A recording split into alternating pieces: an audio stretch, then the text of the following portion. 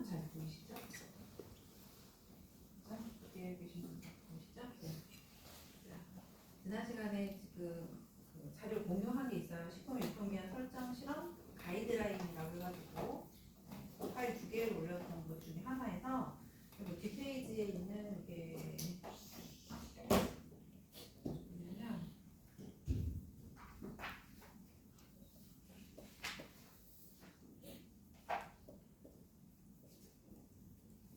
지난 시간에 설명한 이후에 이제 별첨에 붙어있는 자료를 일부 발췌를 한 거예요. 그래서 이번 자료에는 가이드라인 그 전이니까 실제로 하는 실험이라고 하는 거는 이제 유통기한이 비교적 짧은 제품에 대해서 그냥 면 생면류라든지 이런 거는 한 7일 정도밖에 안 되고 1, 2개월 정도밖에 안 되고 또 우유 같은 경우도 며칠 안 되죠. 한 1, 2주 정도 되는데 그런 것들은 이제 가속 실험이라는 걸 하지 않는데 보통 이제 유통기한이 몇 개월 이상 3개월 이상에 대해서 가속 실험으로서 설정을 할 수가 있다. 자, 이 가속이라고 하는 거는 어떤 변화를 촉진시킨다는 얘기를 하고 있는데 대부분의 식품의 원료들이 뭐에 영향을 받느냐라고 하면은 온도에 영향을 받더라. 자, 온도에 영향을 받아서 또 식품의 감정적인 뭐 색깔이나 냄새나 이런 것도 변하고 또 미생물학적인 변화를 해서 미생물수가 증가를 한다든지 미생물수가 증가함에 따라서 pH나 다른 거에 변화가 있다든지 그다음에 이제 물성학적으로 해서 점도나 뭐 이런 그런 것들이 견고함이 좀 달라진다든지 이런 거를 가속 실험 결과를 이용해서 유통기한을 설정할 수 있다라고 했어요. 그래서 이제 가속 실험을 해서 실험 값을 얻었을 때 그걸 어떻게 해서 유통기한까지 나오게 되는지에 대한 설명을 해주려고 해요. 조금 어려울 수 있는데 PPT에는 지난번에 나눠줬던 가이드라인에서 일부 발췌를 한 거고 제가 오기 전에 이제 엑셀 프로그램을 하나 그 파일을 하나 올려놨거든요. LMS에 하나 올려놨는데 그 내용들은 뭐냐면 지금 여기는 이 값을 엑셀에다가 집어 넣어가지고 데이터를 얻는 방법에 대해 제가 이렇게 수식을 집어 넣어놨어요. 그래서 아마 이제 수업 받고 집에 돌아가셨을 때 거기 시트별로 해가지고 옮겨서 한번 데이터를 옮겨보면은 유통기한 설정해서 어떻게 라인이 나오는지 한번 연습을 해보실 수 있을 거야. 네, 그거 좀 설명을 해드릴게요. 자, 일단 첫 번째에서 가속 실험을 했어. 3개월 이상이 되는 유통기한을 가지고 있는 경우에 어떤 성분이든 지금 이 품질 지표를 했으니까 A나 B나 C 성분을 했대요. 근데 제가 보기에는 아마 이 A 성분은 3가 정도 될 것 같아요. 3도 정도, 0.84 이 정도 가는 거면 여기는 이제 별첨에 나와 있는 거기 때문에 앞에 있는 데이터를 빼고 간 거여가지고 품질 규격이 있어요. 품질 규격이라고 하는 거는 어떤 설정을 해놓다겠지. 회사나 이런 공전이나 이런 데서 0.3 이하로 뭐 이상까지는 돼야 된다 이런 게 있어요. 총질 장류 같은 경우에는 총 질소 함량이 얼마 이상이 된다 이렇게 규격이 있어. 그거는 공전사항에서 나오는 거니까 그래서 품질 규격은 따로 식품군별로 정해져 있기 때문에 그거는 그 군편에서 찾으시면 돼. 근데 참고로 지금 여기 있는 그 식품 품질 규격이 각각의 값에 계산이 되어져 있긴 해요. 자, 품질 지표를 3가지 실험을 했대요. A, B, C를 하는데 지금 제가 예를 들 거는 A에 대해서 조금 예를 들 거예요. 그 다음 B하고 C는 어떤 차이가 있는지 한번 볼게요. 자, 일단 X라는 제품의 저장 기간별 A 성분 실험 결과를 했는데 저장 온도를 어떻게 했어요? 지금 보시면 표에서 보면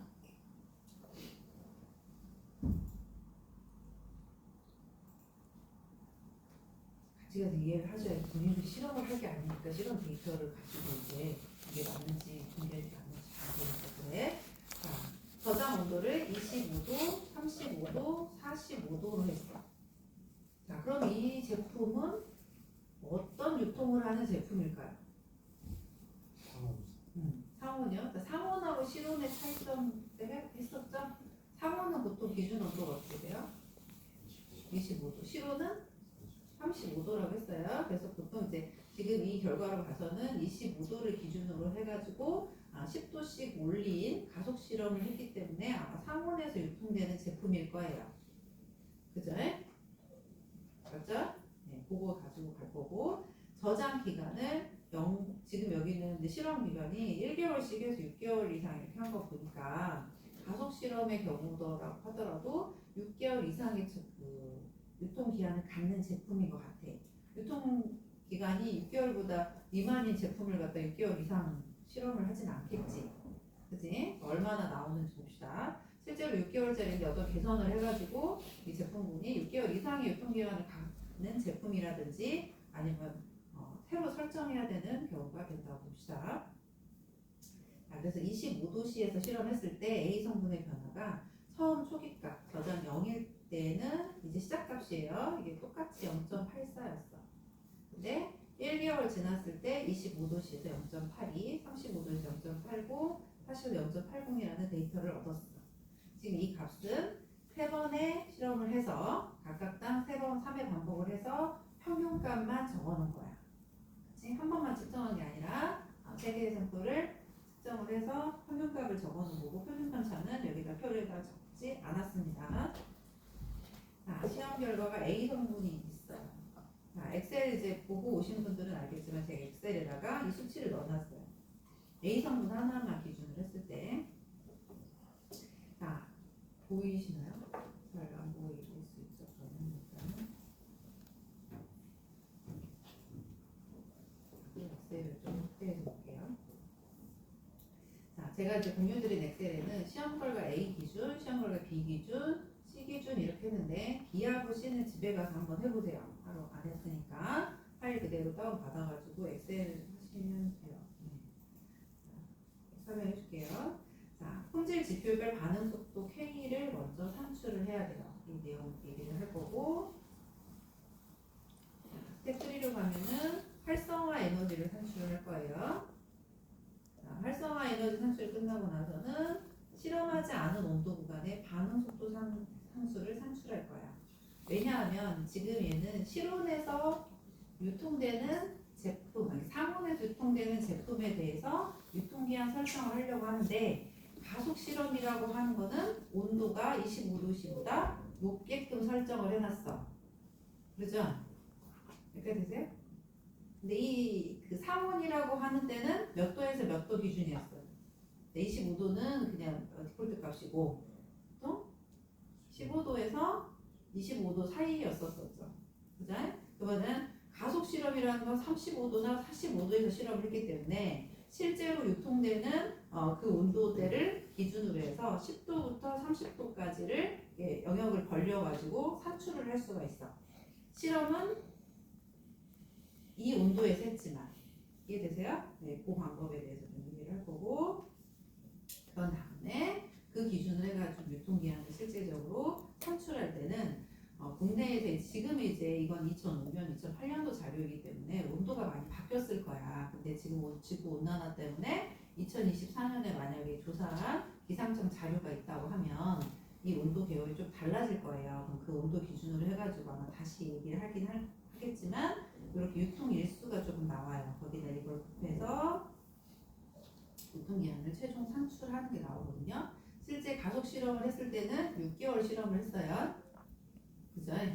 한 달씩 놔두고 인큐베이터에다 놔두고 한 달 지나서 샘플 가져와가지고 실험하고 폐기하고 자, 두 번째 달이 됐을 때 다시 또 가져와서 실험하고 폐기하고 이런 일을 해가지고 총 6개월치 데이터 가지고 지금 만들었는데 이 A 성분으로 해서 산출된 유통기한은 약 10개월이 넘어요. 회사 입장에서 이렇게 되면 더 이득이긴 하겠지. 2달간 더 벌 수 있으니까 2달간 뭐야? 넉 달을 더 벌 수 있으니까 이런 식으로 유통기한이 새로 설정이 되는 이런 거거든요.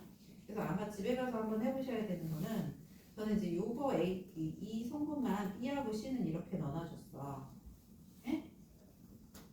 됐다고요? B하고 C는 지금 거기 나와 있는 대로 이렇게만 넣어줬어요. 자, 그러면 여러분들이 가서 할 일은 뭐냐면 자, 이게 0차하고 1차를 얘기를 할 거예요. 반응 속도 상수에서 0차 반응식하고 1차 반응식이 있어요. 여기 들어본 사람. 0차 반응식, 1차 반응식. 이게 4학년 기준이기 때문에 아마 식품공학 때 반응 속도를 안 했을까요? 했을 거예요. 제가 혹시 들어봤죠? 제가 또 다른 사람은 안 물어봐요. 그래서 저장 온도는 지금 25도, 35도, 45도 이렇게 되어져 있고요. 자, 여기에 나온 거는 이제 A 성분의 수치값을 갖다가 제가 다 대입을 해놨어요. 영차에다가 자, 보세요. 그림 그리실 때 자, 얘네들이 각각가 어떻게 했냐면 여기 있는 이 저장 기간하고 요거를 드래그를 이렇게 했어요. 이렇게 양쪽 해가지고 자, 삽입으로 가서 여기 차트 있죠? 여기로 가서 분산형에 클릭을 했어. 여기까지 되시죠? 네. 그 분산형에 클릭을 한 다음에 이렇게 점이 찍어지면 여기다 한번 클릭해주고 오른쪽을 마우스를 해주면 옆에 추세선 추가가 있어요.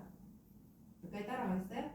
네, 추세선 추가가 있으면 오른쪽에 이렇게 나오게 수식을 차트의 표시와 R제곱값을 차트의 표시를 클릭을 해요. 몇 가지 되세요? 자, 그래서 이걸 조금 키워서 숫자를 좀 키웠는데 자, 이때 이렇게 해서 그림을 그렸을 때 여기 기울기값 있어요. 기울기값 마이너스 0.0529 되시죠? 네, 요 값이 중요한 거야. 그 다음에 R제곱값이 중요한 거야. 여기까지 되세요?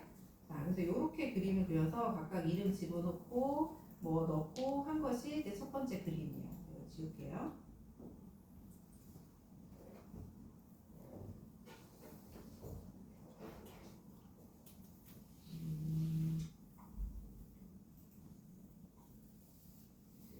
그래서 첫 번째 이제 25도씨 이렇게 되어져 있는 거가 요거 저장 기간 6개월을 밑에다 깔고 X축으로 하고 그다음에 이 값을 갖다가 Y축으로 해 성분 내기로 해가지고 그림을 그린 게 첫 번째 그림이야.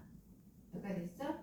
이제 여러분들이 이제 B를 해봐야 되니까 지금 있는 데이터 그대로 해가지고 이렇게 그린 게 0차 반응식을 할 거야.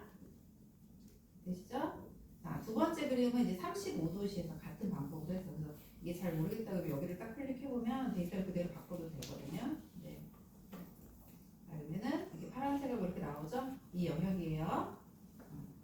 두 번째 그림을 그리려고 하면은 얘를 복사한 다음에 해도 되는데 얘 같은 경우는 이쪽 저장 기간 그 다음에 35도시의 데이터를 가지고 똑같은 방법으로 그림을 그렸어요. 얻고자 하는 거는 기울기 값하고 여기 있는 R제곱 값이야. 이렇게 해서 나온 거야. 여기까지 되세요? 됐죠? 네.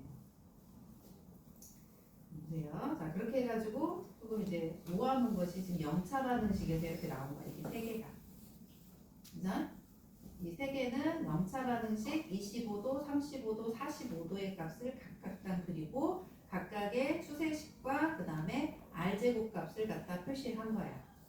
여기까지 됐죠? 이 0차식. 그 다음에 다시 엑셀로 가서 이번에는 어떻게 하냐면 여기 있는 이 A 성분들 있죠? 이 A 성분들을 각각 LN을 씌워요. 이러면 는 해가지고 LN하고 요 데이터를 갖다 집어넣은 거야. 위에 있는 데이터를. 돼요? 여기까지 되세요? 자, 수식 누르고 이렇게 하셔도 되고 제가 이렇게 설정해놨으니까 그대로 요거 갖다가 붙여놓고 B를 하셔도 돼요. B와 C를. 하셨죠? 네, 이 데이터를. 자, 그래서 얘네들은 각각 다 지금 LN 값을 씌운 건데 뭘 LN을 씌운 거냐면 여기 있는 0.84부터 0.82 이쪽을 전체를 다 LN을 씌워서 이렇게 놓은 거야. 여기까지 따라가시겠죠? 자, 그래서 이번에는 두 번째 있는 두 번째 줄에 있는 이 그래프는 25도시, 35도시, 45도시 똑같이 하긴 했는데 이번에는 뭘 한 거냐면 이 성분값을 LN을 씌운 값하고 그래프를 그린 거야. 이게 1차식이야. 위에가 그냥 그린 게 0차식, LN을 씌워서 그린 게 1차식. 여기까지 되시죠? 같은 방법으로 얘도 도트를 같은 방법으로 찍은 다음에 여기에 추세선 그리기 해가지고 기울기 시각이고요. 그 다음에 R제곱값을 구했어요. 여기까지 따라가죠? 네. 자, 그 다음 볼게요. 그래서 25도씩, 35도씩, 45도씩 같은 방법으로 했네요. 자, 뭘 얻고자 한 거냐면 각각 당 여기 기울기 값하고 R제곱값을 얻으려고 한 거야. 그죠? 네. 자, 그렇게 해서 나온 게, 자, A라고 하는 지금 이 수령 결과를 그대로 있는 그대로 X축, Y축 해가지고 그렇게 0차식. 얘를 갖다가 LM 값을 씌워서 한 것이 1차식으로 해서 이 값을 얻었어. 그렇게 되면 지금 이거는 B하고 C는 이제 여러분들 해보라고 이렇게 나눴는데, 두 번째 스텝 2로 가서 반응 속도 상수를 이제 K를 산출을 하는데, 얘 원리는 자 0차 반응식이라고 하는 거는 이런 식으로 없고 1차 반응식이라는 거는 ln 값을 씌워서 얻는다라고 되어져 있어. 이거는 식품공학에서 한번 했을 거니까 그걸 넘어가면 아까 성분하고 각각당 그냥 x와 y로 생각을 해가지고 그림을 그리면 이게 0차 반응식, ln 값을 씌워서 그리면은 1차 반응식이 되는 거였어. 자, 그렇게 해서 쭉 0차와 1차와 자, 온도 25도, 35도, 45도에 됐을 때 이 회귀 방정식을 여기다 다 써놓은 거예요. 여기까지 됐어요? 이 회귀 방정식이라는 거는 좀 전에 엑셀에서 제가 이 기울기 값이고 R제곱값 있죠? 라고 했던 거 있죠? 그걸 여기다 써놓은 거야. 자, 이거는 기울기가 있는 회귀 방정식. 그 다음에 이거는 R제곱값이야. 됐죠? 여기까지 따라가세요? 안 되는 분. 이해돼요? 자, 숫자가 그래서 이제 어떤 툴을 썼느냐에 따라서 여기가 조금 숫자가 바뀔 수는 있어. 네, 엑셀 버전에 따라서도 좀 그럴 수도 있고. 자, 어쨌든 회귀 방정식은 그 다음에 봅시다. 0차하고 1차하고 해가지고 다 똑같이 했어. 이 1차는 LN에 씌운 거, 0차는 그냥 그대로 그린 거가 밑에 식이 나와져 있어. 여기까지 되세요? 자, 이때 이 K의 값이 반응 속도 상수예요. 이 K의 값은 기울기를 얘기해요. 여기까지 되세요? 자, 기울기라고 하면 왔다 갔다 해야 되니까 자, 아까 요거를 요렇게 클릭을 하셔서 옆에 추세선 추가를 누르고 추세선 추가해서 수식을 차트에 표시, R제곱값을 차트에 표시하면 요렇게 뜬다겠지. 그러면 요만큼 이게 회귀 방정식이고 이것이 결정 개수에 해당이 돼. 그러니까 되죠? 0.9614 R제곱값이. 자, 이 0.9614를 비롯해서 0차식, 1차식에 이르는 이 R제곱값이 가장 높은 값을 선택을 해. 기울기를 선택하는 게 아니라. 자, 여러분 지금 6개가 보이죠? 위에는 0차 3개 있고요. 아래는 1차 3개가 있어. 자, 이렇게 써준 거 중에서 R제곱값이 가장 큰 게 어떤 거예요? 미리 빨간색으로 표시를 해놨지만 R제곱값이 가장 큰 게 45도일 때 R제곱 0.9804일 거예요. 그쵸? 그래서 회귀식에서 거의 이 R제곱값이 1에 가까웠을 때 가장 그 회귀식 가깝다 이러거든. 선형에게 가깝다 그러거든. 자, 그래서 이 R제곱값을 보고 얘네가 가장 컸으니까 이때 여기 x 앞에 붙어있는 마이너스 0.0621이 K값으로 선택이 돼요. 이 K값은 뭐라고 했냐면 반응 속도 함수라고 했어. 그렇지? 이게 K값이야. 그렇게 해서 나온 값이 자, 이 결정에서 여기 뜨잖아. 0.9804 0차식에서 얘가 제일 높았어. 그렇지?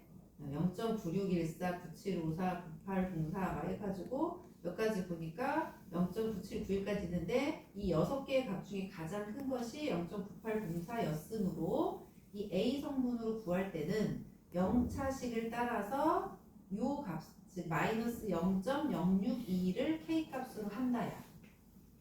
몇 가지 이해되세요? 따라갑니까? 자, 그런데 자, B성분, C성분 제가 안 했다고 했어요.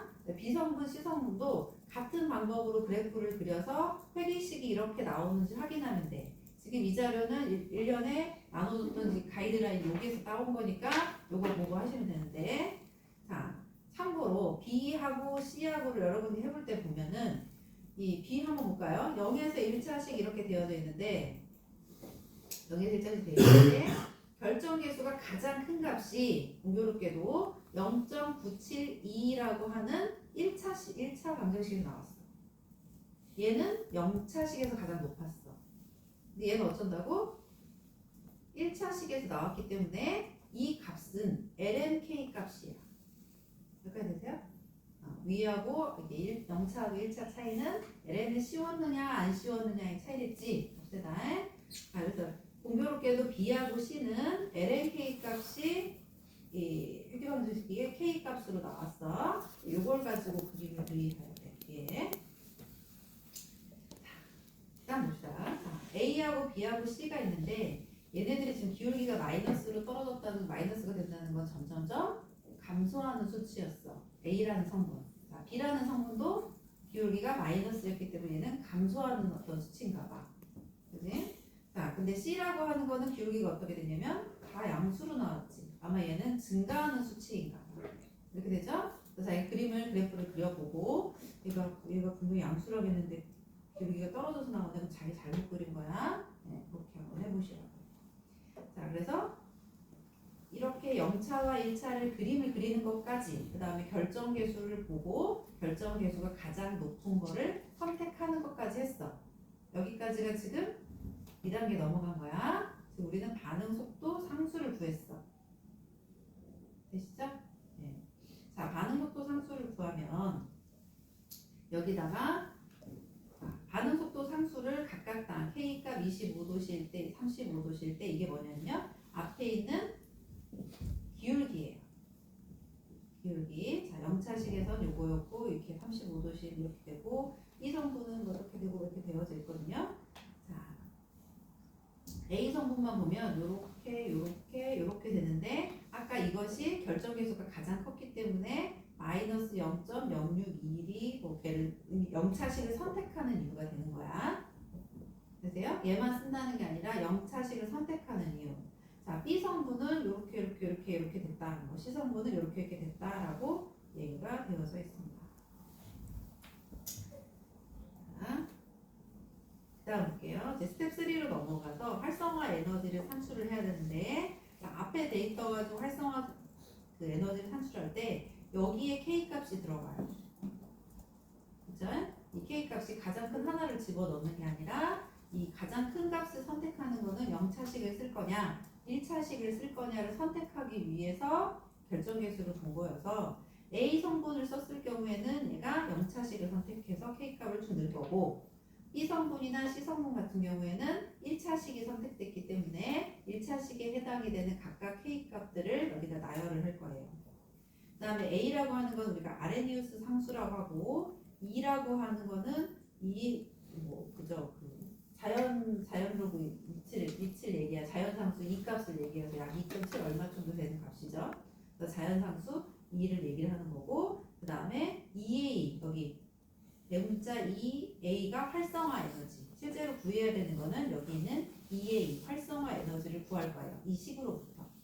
여러분들 알겠지만 이 EA가 지수로 올라가져 있기 때문에 얘를 내려드리려면 어떻게 되냐면 양변에 LN을 씌워야 되죠. 그래야 얘가 밑으로 내려오지. 네, 그런 방법까지 한번 가볼게요. 그 다음에 아래서는 이제 기체 상수에서 1.987 칼로리 퍼 몰을 쓸 거고 이렇게 계산이 된다고 보시면 됩니다. 아레니우스의 식이 이렇게 되는 거라서 그래서 요거를 내리려다 보니까 이 활성화 에너지 하나만 내릴 수 없어서 양변에 똑같이 LN을 씌울 겁니다. 자, 두 번째 그림은 양변에 똑같이 LN을 씌울 거고 그 다음에 이 T가 온도인데 온도분의 1의 데이터가 필요합니다. 그죠? 자, 그 다음에 여기가 기울기가 될 거고요. 여기가 y 절편이 될 거야. 자, 어떻게 가나 한번 볼까? 이렇게. 자, 앞에 K값 구하는 것까지는 이해되시죠? 자, 두 번째로 넘어갑니다. 자, 온도에 대한 품질 지표 활성화 에너지를 산출하는 방법인데, 자, 위에서 자, 온도가 어떻게 됐냐면 25도씨, 35도씨, 45도씨 이랬죠. 그죠?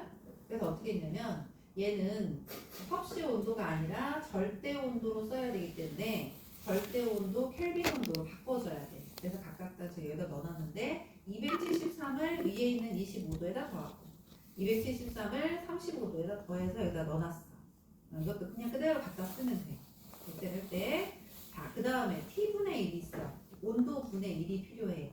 그러니까 여기서 미리 298을 해서 그걸 역수를 취한 값을 여기다 넣어놓은 거야. 아까 되시죠? 네, 요거를 그대로 역수 취해 놓은 값이야. 0.003356은 1분의 298분의 1의 값을 해놓은 거야. 아까 되시죠? 자, 그 다음에 위에서 지금 0차를 이 A라는 성분은 뭘 쓸 거냐면 0차식을 쓴다고 했어.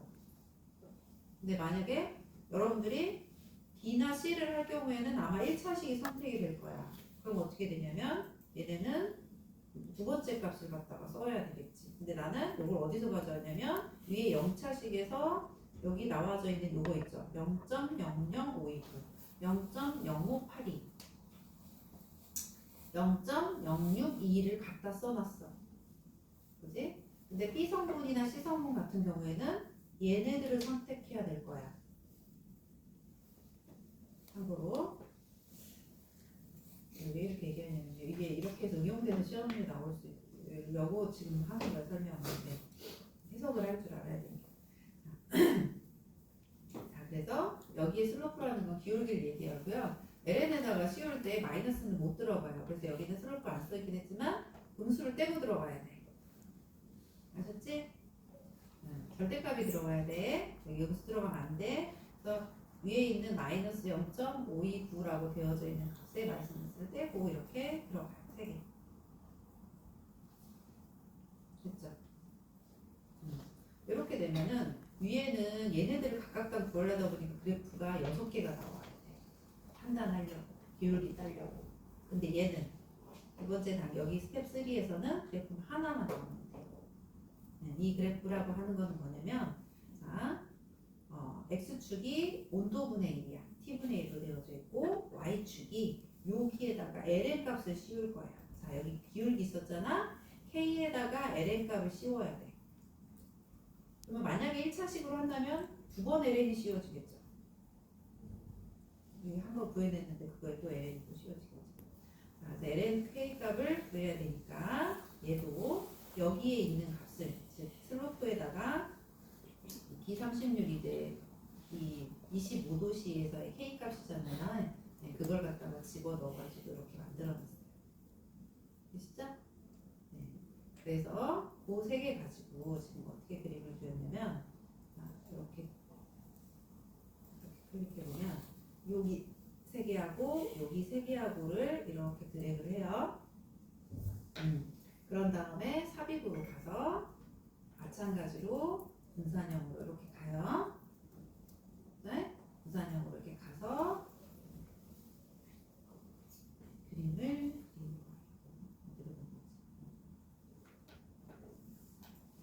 그리가 안 됐습니다. 보세요. 이렇게 하고 컨트롤을 누른 상태에서 하면은 두 개가 다 돼. 아니면 같이 붙여놓든가 해야 되는데 이쪽 줄하고 이쪽 줄을 이렇게 세 개 드래그하고 그 다음에 오른쪽 그 키보드에 컨트롤을 누른 상태에서 이렇게 세 개 클릭을 하면은 6개가 지금 드래그가 될 거야. 그런 다음에 삽입으로 가서 차트에서 분산형을 클릭하면 이렇게 떠. 되죠? 자, 그런 다음에 얘도 그러면 이제 세 개의 포인트가 잡히니까 이 포인트에다 대고 오른쪽 마우스를 하면 다시 한번 수세선 추가 나오고요. 수식을 차트에 표시, 알제곱과 몇 가지 클릭하시면 돼요. 몇 개 따라가요? 네, 이렇게 하셔서 그렇게 해서 만들어진 것이 지금 요 그래프라고. 요거를 이제 설명하려고 제가 여기다 이름도 쓰고 차트 제목 붙이고 이런 건데 어쨌든 x축에 해당이 되는 거는 t분의 1이고 y축에 해당이 되는 건 lnk 값이야. 그래서 이렇게 해서 나온 거에 중요한 건 뭐냐면요. 여기를 좀 확대해 보면 요 뭐야 요거 기울기. 여기서는 기울기 얼마가 돼 있어? 761.04 이렇게 돼 있죠. 되세요? 그래서 앞에 아레니우스 식이라고 해서 활성화 에너지 된 식이 있었어. 그거를 양변을 ln을 씌우게 되면 이 식으로 바뀌어요. 따라가죠? 네, 이건 아레니우스 식이야. 식이야. RNA 식인데 활성화 에너지 EA 값을 구하려다 보니까 양변에 LN을 씌운 거야.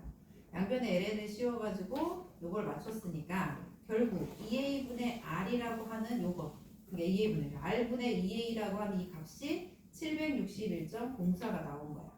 여기까지 따라가요? 자, 그래서 이 값은 761.04라고 하는 것은 R분의 EA 값이니까 EA 값만 구하려면 양변에 R을 갖다 곱하면 되죠. R은 여기서 1.987이니까 1.987을 곱해서 나온 값이 마이너스 1512.19예요. 1512.19. 이거를 우리는 활성화 에너지 값이라고 해요. 따라가요? 네. 자, 활성화 에너지 값을 구해서 지금 그 값을 갖다가 지금 해놨는데 봅시다.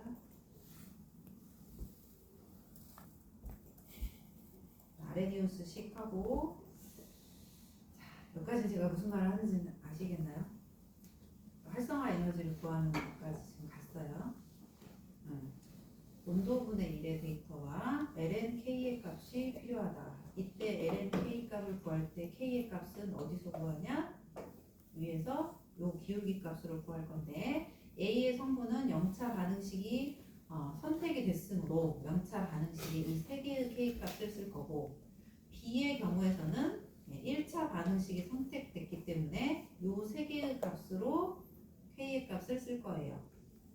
마찬가지 C도 요렇게 이 세 개를 쓸 거예요. 여기까지 되시죠? 자, 이 값을 K 값을 선택한 다음에 얘를 다시 LN을 씌워서 T분의 1과의 함수 그래프로 그린 것이 요런 그래프로 나온다는 설명이 있어요. 그죠? 네, 요렇게 나온 그래프를 저는 엑셀로 이제 실제로 해준 거야, 지금. 자, 이렇게 되는 그래프에서 이 슬로프가 갖는 의미가 뭐냐면 R분의 2A 값이에요. 근데 이게 음수로 가잖아. 그치? 이게 값이 그래서 자, 이렇게 되는 값을 갖는다. 그래서 이제 교재에 나와 있는 자료에 나와 있는 것처럼 영차 반응식 활성화 에너지를 산출하는 방법이 지금 이렇게 됐어. 그러니까 T분의 1하고 LNK하고 각각 다 놓고 그 값을 해가지고 엑셀에다 그려봤더니 이런 함수가 나오고 조금 차이가 있죠. 761. 얼마로 돼 있는데 768.18 이렇게 돼 있죠. 각자 조금씩 틀릴 수 있다고. 그러니까 조금 다른 거를 뭐라고 하지 마. 이건 엑셀 데이터에서 어떻게 들어가는데 뭐 다른 거니까.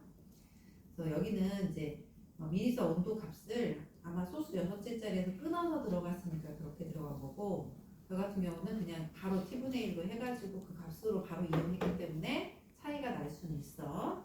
어디까지 요 숫자를 볼 거냐에 차이가 좀 있는데 상관없어. 어쨌든 이런 데이터를 얻었으면 얘가 의미하는 게 뭔지만 알면 돼, 여러분은. 알았죠? 네? 그래서 활성화 에너지를 구했어. 자, 그 다음에는 봅시다. 자, 이렇게 해서 활성화 에너지까지 구해냈어요. 자, B도 그렇고 C도 그렇고 이렇게 하겠다라는 얘기예요. 자, 그 다음 가죠. 자, 아까도 얘기한 것처럼 얘는 아마도 온도 설정을 한 가속 실험을 설정한 걸 보니까 25도, 35도, 45도를 설정한 걸 보니 상온 유통이었을 거야. 응? 그러니까 약 15도에서 25도가 유통될 때 어떻게 되는지 실제 온도가 필요하겠죠. 가속 실험의 데이터를 가지고 실제 유통하는 온도로 바꿔줄 거예요.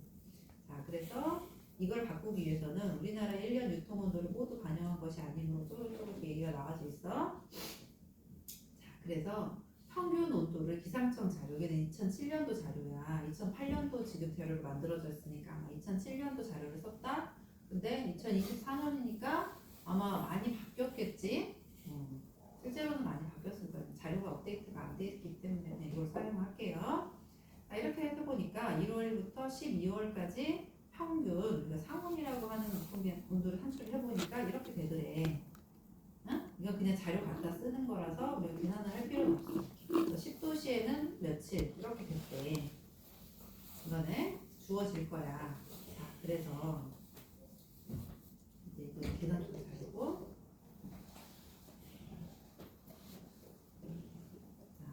앞에 앞에서 지금 30, 25도, 35도, 45도 했던 데이터를 다시 그걸 이용해 가지고 10도, 15도, 20도, 30도에 해당이 되는 K 값을 산출하는 과정이에요. 이해되시겠어요? 자, 애가 되는 거는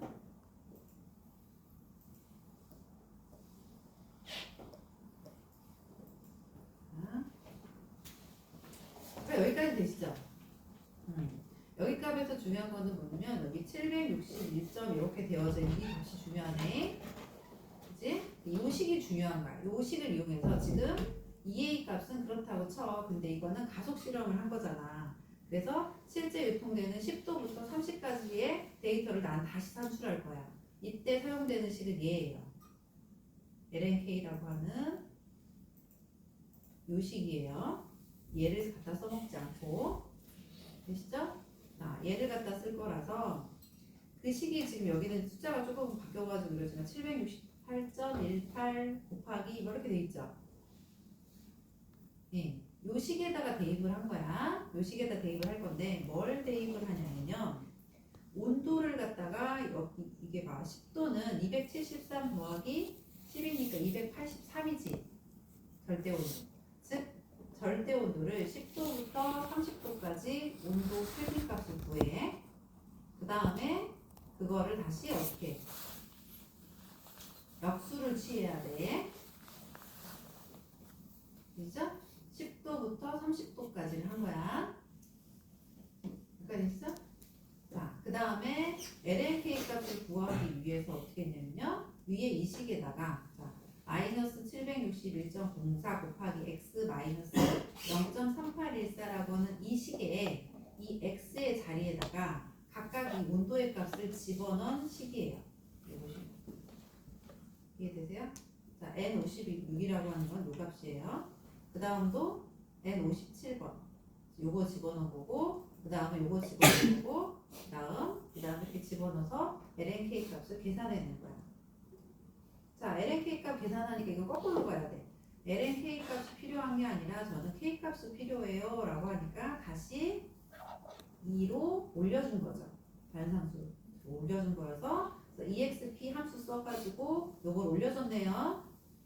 됐죠? 왜냐면 이 파일을 그대로 줬으니까 그대로 넣어보시면 돼. 갖다 복사하기 해가지고 넣어보시면 돼. 자, 그래서 K 값이 계산이 된 거야. 그렇게 나온 게 지금 여기에요. 수식이 그대로 나와 있어요.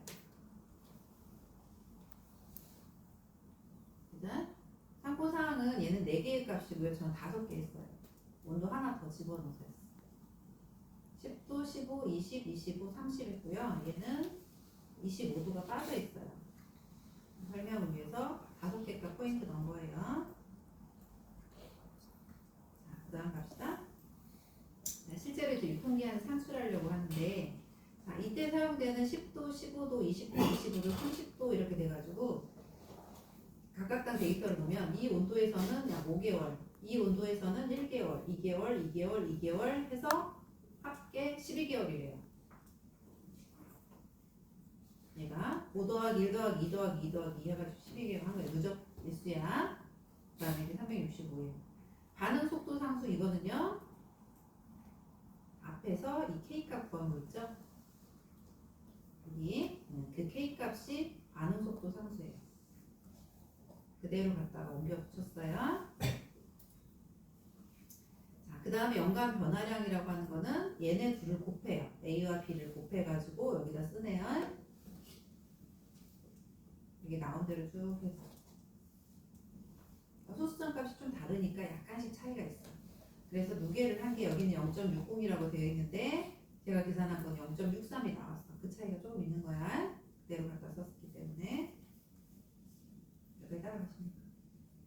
네. 그리고 집에서 한 번씩 해보세요. A라는 게 뭔 말인가 해가지고 따라가 보시면 될 거예요. 자, 그래서 실제로 유통기한을 할 때는 어떻게 하냐. 최초의 함량값이 있어요. 이 최초의 함량값은 어디 찾냐면 여기 양해질 때 원래 0.84 있죠? 최초값 그게 0.84. 그 다음에 이거의 품질 규격은 0.30이라고 나와져 있기 때문에 품질 규격 0.30. 얘는 아까 얘기한 것처럼 시간이 지남에 따라 떨어지는 값이라고 했잖아. 그래서 0.3까지는 봐주는데 0.3보다 밑으로 떨어지면 안 봐준다는 얘기야. 그래서 품질 규격이 0.3 이상 이렇게 돼 있을 거예요. 그래서 0.3을 여기다 써준 거고 A-B에서 0.84에서 0.3 빼가지고 0.54 값을 얻었어요. 자, 그 다음에 연간 변화량 0.60이라고 하는 거는 여기서 얻은 값. 실컷 해가지고 반응 속도 상수 구했잖아요. 여기는 0.63을 얻었죠. 자, 그 값을 여기다 집어넣고 여기서 얘기한 것처럼 A-B를 C로 나눠서 365일을 곱했어. 그때 나오는 312점 얘는 일수야. 총 365일을 기준으로 했을 때 312일까지 얘는 유통기한이 가능하다는 얘기야. 그 아래에 있는 거는요. 이거를 개월수로 나눈 거예요. 개월수로 계산을 했어. 360으로 나눴으니까 12달을 곱하면 되겠죠. 그래서 이 값을 보니까 약 10달에 10.28개월의 유통기한이 나와요. 따라가십니까?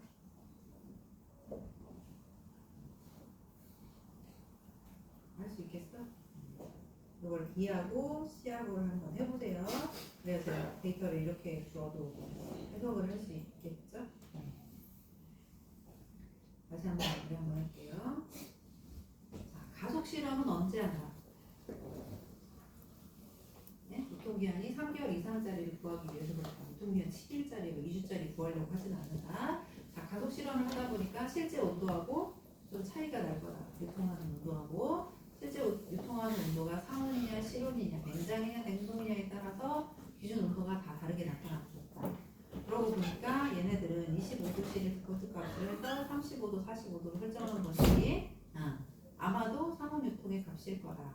그러면 결국 여기서 얻은 데이터는 상온 유통에서 필요한 온도에서 다시 설정을 해야 되기 때문에 실제 온도인 10도부터 30도까지의 범위에서 유통기한을 좀 봐야 된다. 까지 이해되시죠? 그래서 그 흐름대로 가기 위해서 A라고 하는 성분을 갖다가 저장 기간하고 온도에 대해서 우리가 뭘 구하냐면 반응 속도 상수를 구하려고 했다. 이 반응 속도 상수라고 하는 거는 저장 기간과 성분값 A라는 이 데이터에 대한 기울기 값을 의미한다. 그죠? 그래요? 자, X축, Y축에 대해서 그림을 그렸을 때 기울기 값이 반응 속도 상수여서 여기는 0.05이고 0.058이 0.0621이 나왔어. 자, 이거는 0차 반응식이었을 때를 가정한 거고, 자, 0차 반응식 말고 아레니우스는 1차 반응식을 따를 수도 있어. 자, 이 0차와 1차는 그런 거야. 0차 반응식에서 얘네들이 직선 회귀식이 너무 떨어져. 점이 막 이렇게 길쭉해가지고 직선을 이루지 못해. 그럼 여기다 LN을 살짝 씌우면은 직선이 나올 수도 있어. LN을 씌우는 이유가. 그래서 1차식은 어떤 거냐면 여기 있는 이 0.84나 0.82 이 성분에 다 LN을 씌운 값이야. 여기 들어가는 값은 위에 있는 이 값에다 다 LN을 씌워서 산수란 값이야.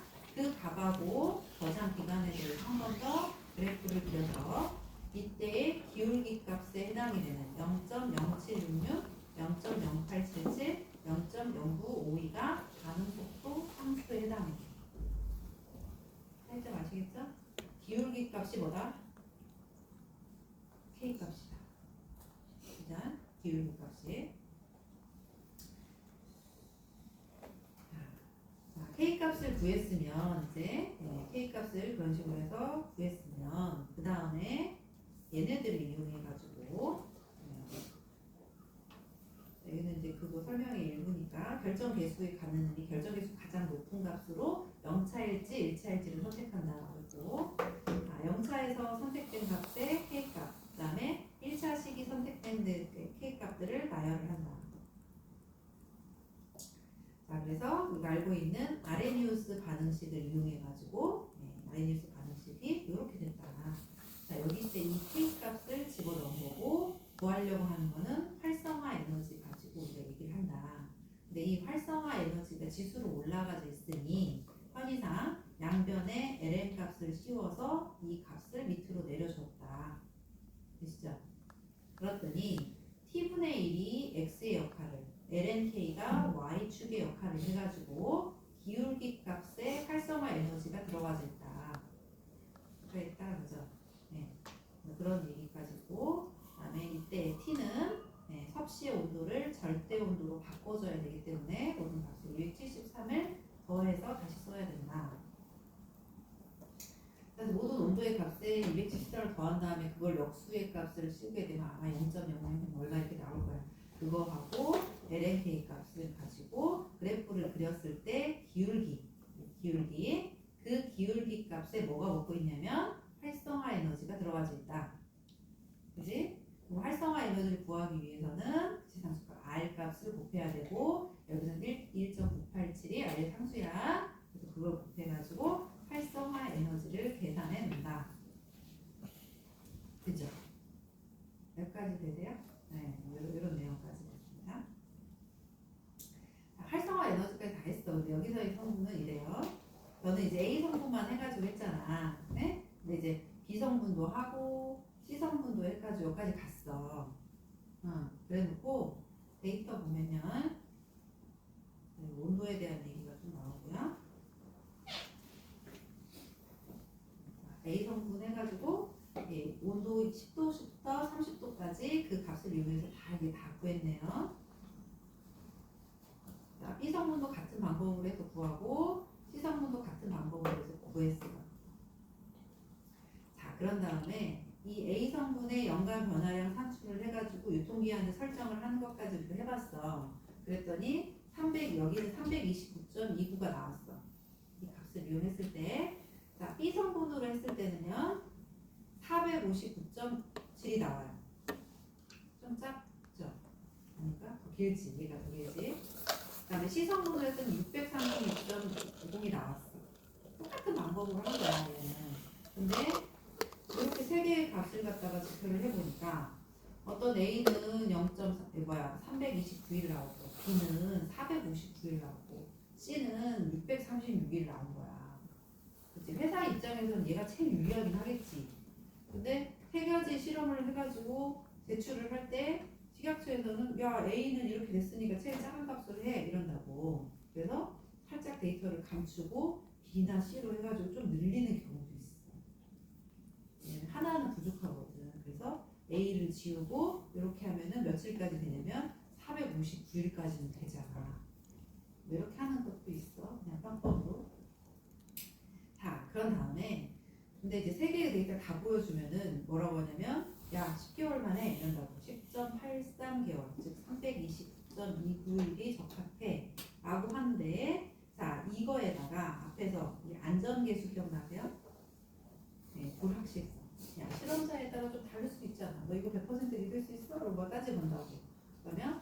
그러면 살짝 꼬리를 내려가지고 한 0.8만 곱할게요. 라고 해서 10개월보다는 조금 미만으로 써준다고. 근데 뭐라고 했어, 여기는? 최종 유통기한은 어쩌라고? 검사 의뢰 기관이 하는 게 아니라 제조업체가. 이걸 의뢰한 제조업체가 안전 개수를 얼마로 할지를 결정해야 돼. 이거를 실험한 사람한테 결정하면 안 돼. 우리는 0.7로 할게요. 0.8로 할게요. 더 떨어지면 이제 손해니까. 그래서 최종 결정을 해가지고요. 실제로는 10개월보다는 좀 미만으로 해서 8개월 정도 해가지고 유통기한이 나갈 것 같아요. 이 데이터는. 몇 가지 되십니까? 네, B하고 C 단계를 한번 해보시라고 얘기를 했습니다.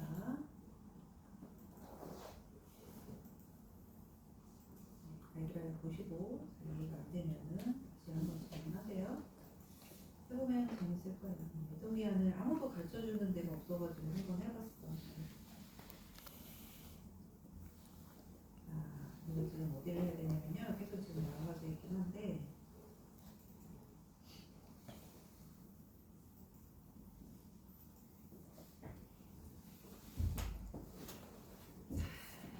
여러 가지 방법이 있고 이화학적 분석이라고 하는 거는 물리적도 그 말 그대로 이화학적이기 때문에 화학적 분석도 있고요. 현미경 분석도 될 수도 있고 여러 가지 영역이 선택이 돼요. 근데 이거를 자가품질 검사에서 할 거냐 아니면 이렇게 품질 관리 선에서 할 거냐, 아니면 유통기한 설정하는 데 할 거냐, 뭐 여러 난이도에 따라서 자기가 일정하게 선택을 할 수가 있어.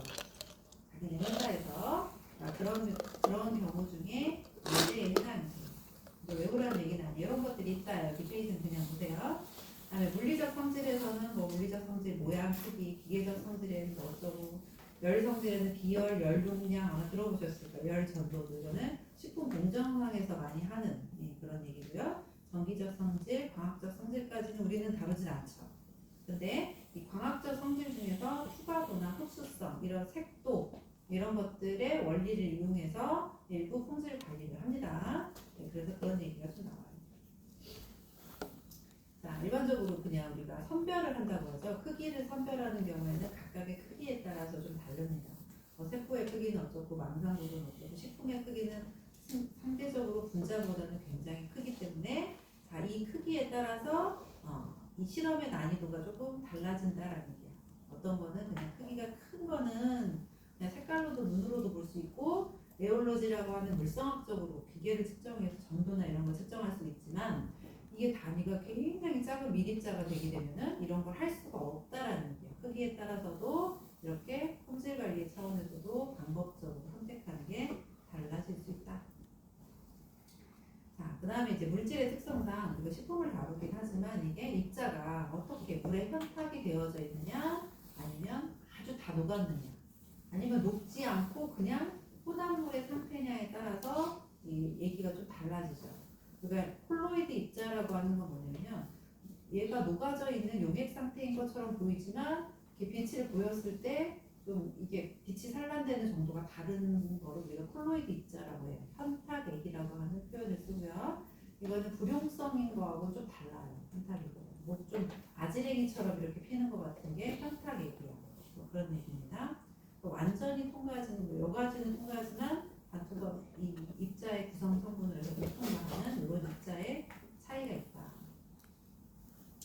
자, 액상식품에 이렇게 분산되어 있는 물질이라고 하는 것들은 육안에는 보이지 않아. 육안에는 다 녹아져 있는 것처럼 보이거나 아니면 그냥 입자 덩어리가 보일 수는 있지만 실제 상황은 이렇게 여러 종류의 입자가 같이 섞어져 있다.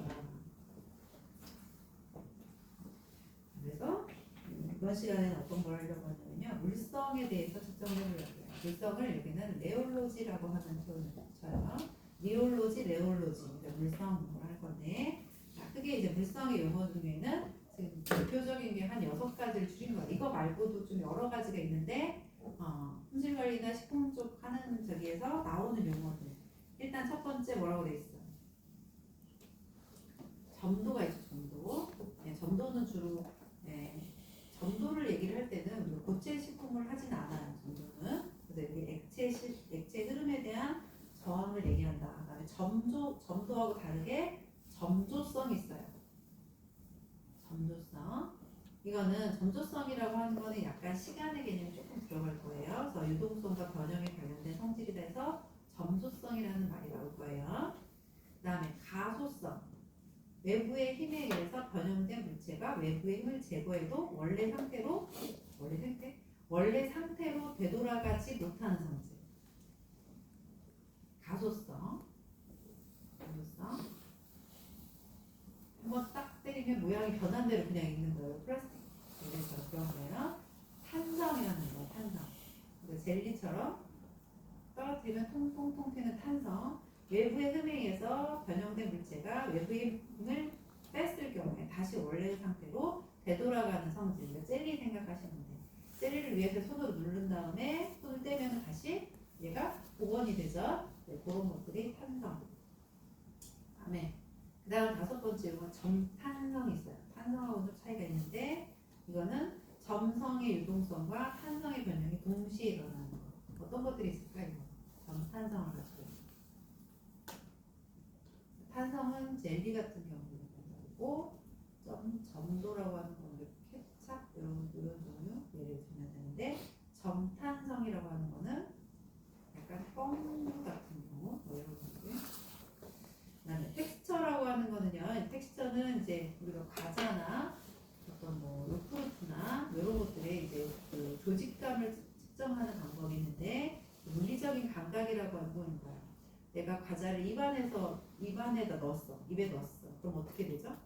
맨 처음에 과자를 딱 먹었다. 입에 들어갔다는 거 어떻게 해? 일단 씹겠죠. 씹는 촉감을 갖다 씹었을 때 얘가 어떻게 단단한지 아니면 얘가 뭐 탄성을 나타내는지 이런 것들을 측정하는 걸 우리가 텍스처를 측정한다 그래요. 조직감이라고 하는 용어를 쓸 거예요. 자, 어찌됐든 이제 요런 용어들이 지금 얘기를 할 거니까 한번 집중해서 들어보세요. 자, 식품의 점도 이게 어디서 가져온 거냐면 식품공학에서 조금 가져온 거여서 그러니까 품질관리론에서 여기는 조금 식품공학적인 요소를 좀 많이 좀 가져오긴 해요. 일단 여러분들이 알고 있는 점도라고 한번 봅시다.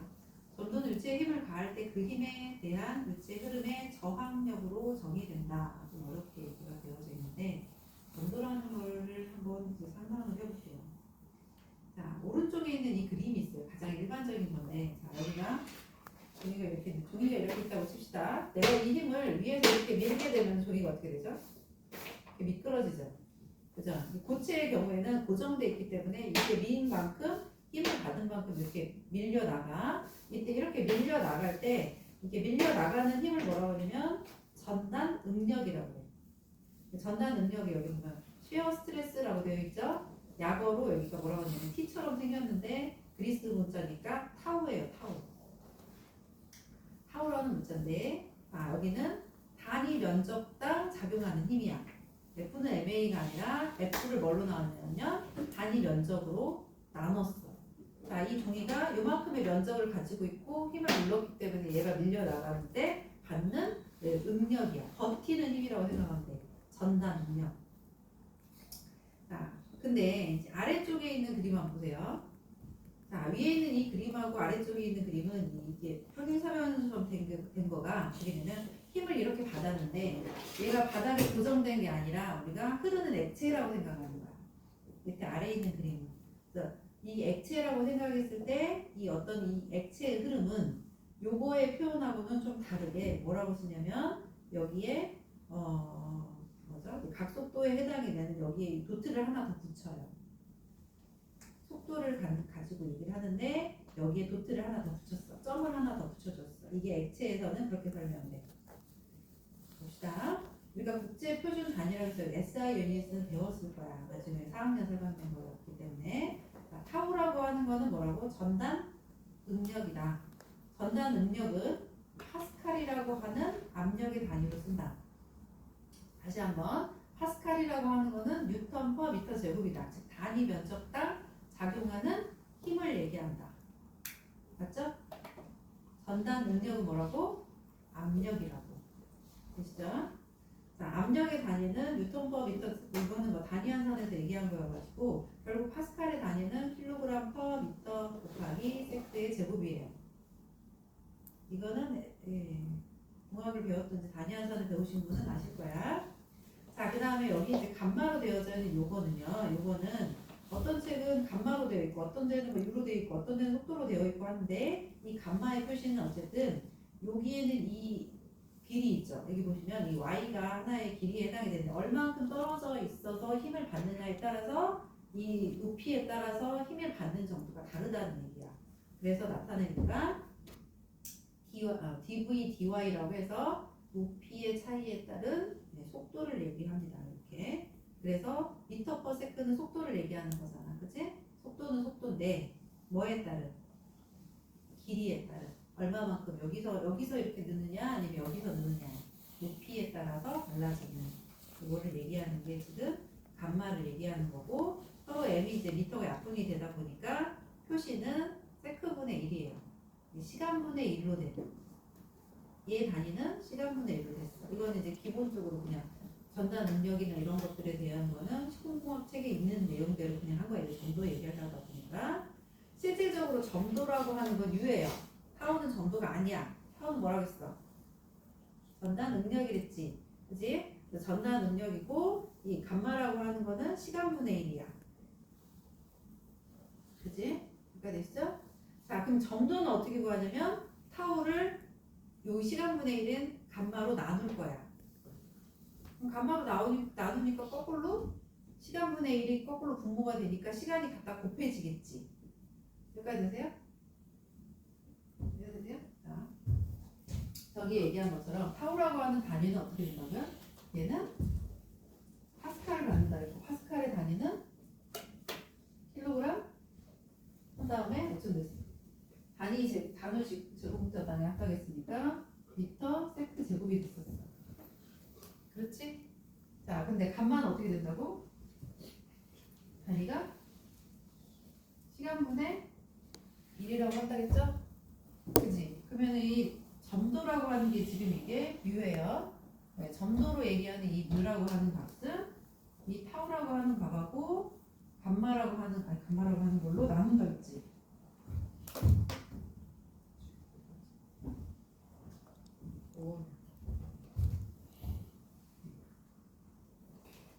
이걸 나눈다 그랬죠. 그러니까 이게 역수로 해서 들어가니까 결국 점도의 단위는 어떻게 돼요? 킬로그램 미터 곱하기 세크가 되겠죠. 여기까지 되세요? 점도의 단위는 이렇게 된다. 그래서 점도 뮤의 단위는 파스칼 세크가 되네요. 여기까지 되시죠? 네, 이거는 뭐 식공학에서 배우셨으니까 여기까지 됐을 거예요. 그냥 갖다 놓은 거예요. 자, 파스칼 세크 이거는 이렇게 되는 단위긴 한데 네.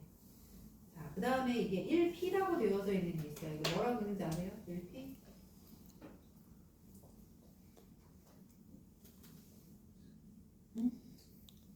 푸아즈 또는 포아즈 이게 그것 쪽이기 때문에 푸아즈라고 하는데 있고 포이즈라고 하는데 있고 여러 개 단어가 이렇게 생겼어. 이걸 뭐라고 읽을 거야? 그냥 영어식으로 하면 포이즈라고 있겠지. 근데 이제 이거 불어니까 푸아즈라고 읽는 경우도 있어요. 근데 어쨌든 1P라고 하는 거는 단위 그 압력의 저기 보면은 뭐냐면 점도의 단위야. 포이즈라고 하는 거는. 근데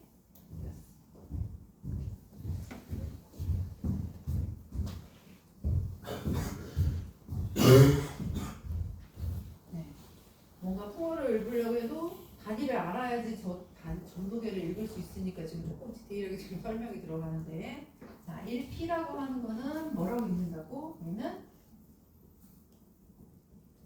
이렇게 읽어. 푸아즈를 읽든 포이즈를 읽든 알아서 읽어. 내가 푸아즈라고 보통 얘기를 해요. 그래서 1푸아즈라고 하는 거는 어떤 단위냐면 CGS 단위계예요. 그러니까 SI 단위계, CGS 단위계, FPS 단위계 뭐 여러 가지가 있죠. 단위계가 CGS 단위계라고 하는 건 센티미터, 그램, 세크로 이루어져 있는 거기 때문에 단위가 그렇게 되어져 먹어 있어. 그러면 이걸 SI로 단위로 바꾸는 거는 또 파스칼을 써야 돼. 단위가 혼돈이 되니까 여러분들이 여기서 기억해야 되는 건 뭐냐면 1P라고 1푸아즈라고 되어져 있는 얘는 얼마냐면 0.1 파스칼 세크라고 알고 계시면 돼.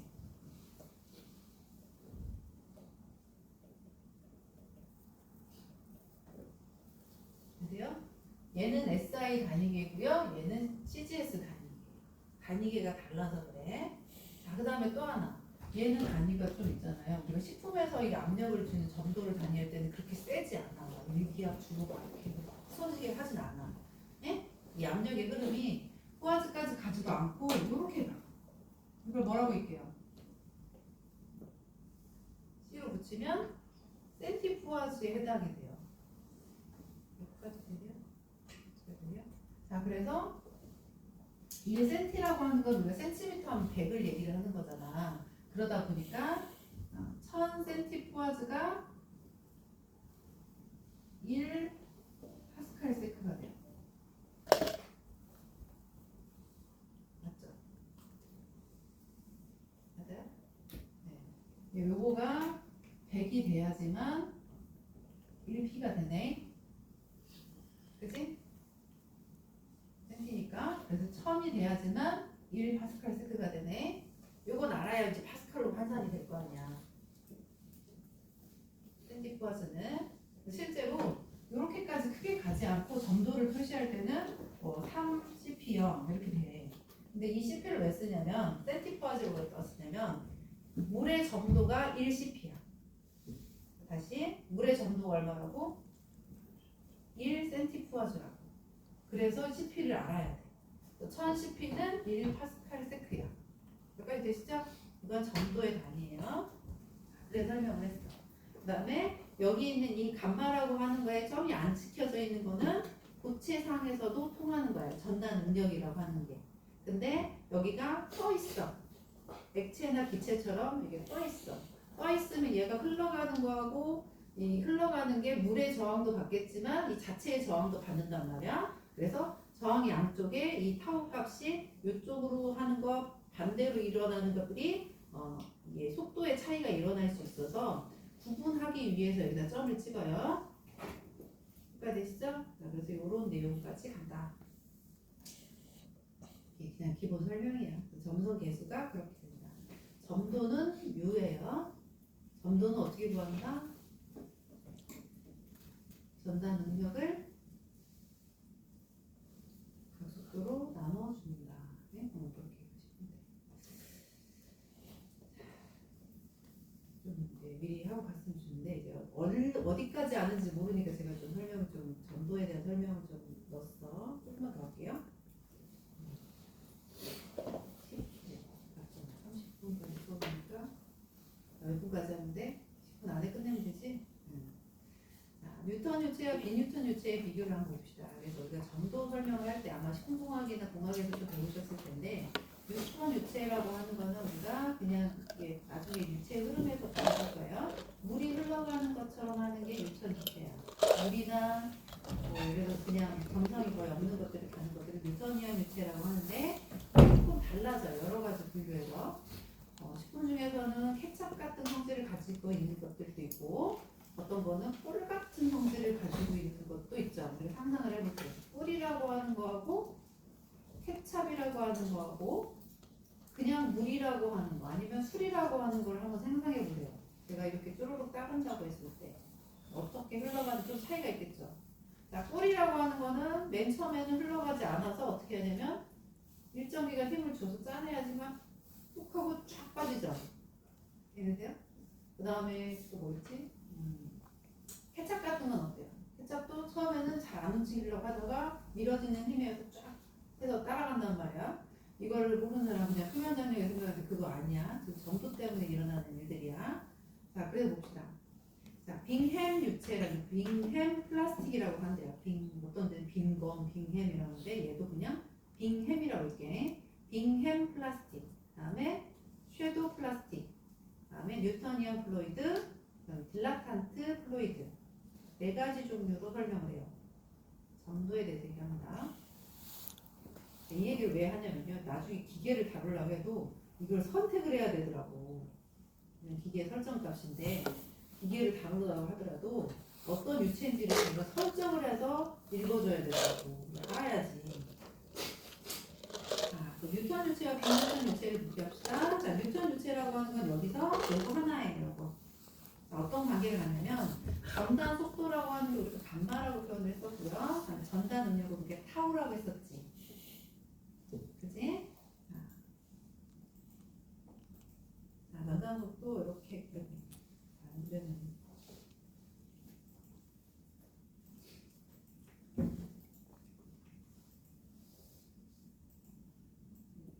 감마라고 되어 있는 이 전단 속도에 해당이 되고요. 전단 능력은 이렇게 타우라고 해서 표현을 했었어.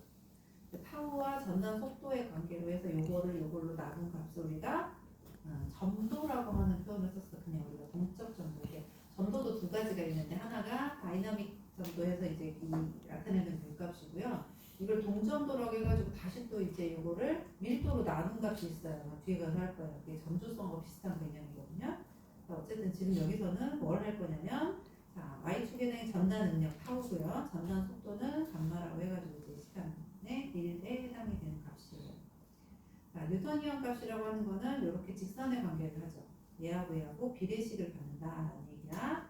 앞에서 얘기처럼 보시면 자, 보통적인 경우에 이 타우라고 하는 값을 얘기를 했을 때는 이 점도하고 얘하고 지금 비례 관계를 갖고 있어.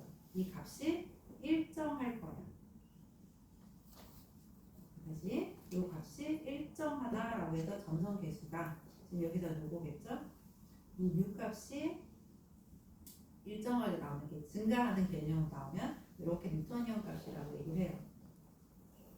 뉴턴의 정성 법칙을 이용한다. 주로 물이나 알코올, 술 같은 거, 일반 유체를 갖다가 뉴턴 유체라고 얘기를 하고요. 그다음에 맨 위에부터 보면 소성 유체, 빙행 유체라고 되어져 있는 거는 어떤 거냐면 빙행 유체는 어떠한 그 일정한 힘 전까지는 얘가 절대 안 움직여. 근데 한번 움직였다 하면은 막 움직여. 이렇게 된 거예요. 그래서 버티는 힘을 갖다가 뭐라고 하냐면 항복 능력이라고 할 거야. 버티는 힘, 여기서는 타우 해놓고 여기다가 제로값을 얘기하는데 모든 게 타우 제로값이 있는 게 아니라 여기서 얘기한 허셀버크 모델을 사용하는 경우에는 이 항복 능력이 있는 경우에는 요식을 쓴다라는 얘기가 있어요. 그럼 여러분들 기계를 쓰려고 해, 장비를 쓰려고 하는데 어떤 모델을 써야 되는지 선택을 해야 된단 말이야. 근데 내가 가지고 있는 이 물질이 예를 들어서 치약이나 마요네즈나 이런 성질을 가지고 있는 거. 한 번에 잘 안 나오다 어쨌든 툭 잡으면 툭 떨어지는 것들 있지. 이런 성질을 가지고 있다 그러면 얘를 선택을 하는 거고 그게 아니라 빙햄도 마찬가지입니다. 빙햄도 섀도우 플라스틱 있고 빙햄 플라스틱 있고 해서 항복 능력이 있느냐 없느냐에 따라서 이 빙햄 이름을 붙여 T제곱 값이 0이 아니고 어떤 일정한 힘이 필요한 경우에는 빙햄이라는 이름을 붙여. 그 다음에 섀도우 플라스틱하고 딜라탄트하고 좀 헷갈릴 텐데 얘네들 한번 그림 한번 볼게요. 자, 딜라탄트라고 하는 거는 전단 속도가 증가함에 따라서 그래프가 이렇게 올라가죠. 그죠? 그러면은 전단 속도가 증가함에 따라서 전단 능력이 어쩐다라고 이렇게 x가 이렇게 증가할수록 y 값이 이렇게 가니까 증가한다라고 해서 가죠. 됐어요? 이렇게 하니까. 자, 그러면 섀도우 플라스틱은 어때요? 섀도우 플라스틱은 전단 속도가 증가함에 따라서 어쩐다고요? 전단 능력이 점점점 감소한다고 그러죠. 올라가긴 똑같이 올라가. 네? 전단 능력이. 근데 요 속도가 감소한다 이렇게 얘기를 할 거예요. 그러니까 속도 9배 증가했으면 요거를 이렇게 다 이렇게 리본 치겠지. 이렇게 접선을 먼저 이렇게 할 거 아니야. 그랬을 때 얘 순간 속도가 이렇게 좀 얘는 증가하고 얘는 감소하는 방향으로 간다 이런 얘기. 그걸로 해서 섀도우 플라스틱이냐 딜라탄트냐를 구분을 해. 두 가지 차이점 보세요.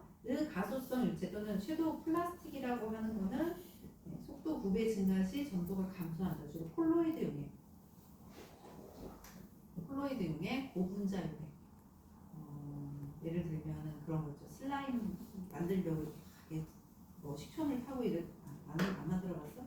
근데 슬라임 만들어가지고 말랑말랑하려고 슬라임 막 제조할 때 그때 이제 콜로이드 액이 돼. 그 콜로이드 액은 섀도우 플라스틱 같은 성질을 가져.